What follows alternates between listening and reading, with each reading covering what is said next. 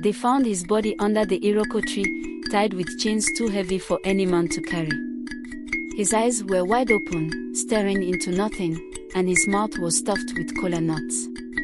It started when Eze Nsukwi rose to power. Nobody saw it coming. He wasn't the eldest son of his family, not the strongest warrior, not even the most clever. But one morning, he walked into the council meeting and announced, "The ancestors have spoken. I am to lead." The priests were quiet. They didn't confirm or deny it. That was enough for the people.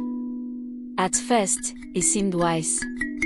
He brought rainmakers during the drought and warriors when the neighboring tribes threatened war. But soon, strange things began happening.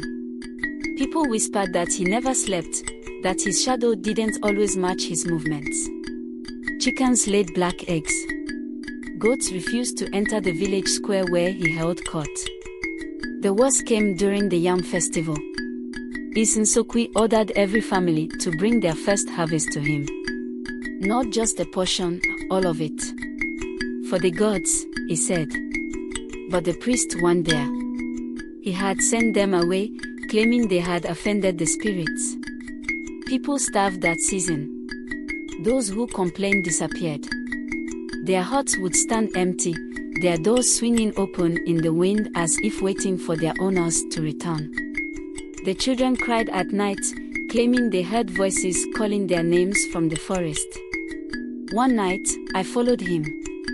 I couldn't sleep, not with my belly empty and the stories haunting my mind. I saw him walking alone, barefoot, into the sacred grove where no one was allowed to go. I stayed hidden in the shadows and watched. Under the Iroko tree, he spoke to something.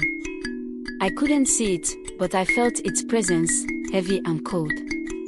He held out his hands, and something long and dark slithered into them. He whispered to it, his voice low and strange, not his own. Then he buried it beneath the tree. When he turned, I thought I was safe. But his eyes, they were glowing red. He looked straight at me. I ran. I didn't stop running until the sun rose. The next morning, the chains were found, the kola nuts stuffed into his mouth. No one knew who had done it. Some said the ancestors finally acted. Others said it was the thing he served. We never spoke of him again. But at night, when the wind moves the leaves of the Iroko tree, it sounds like his voice calling. And we don't answer.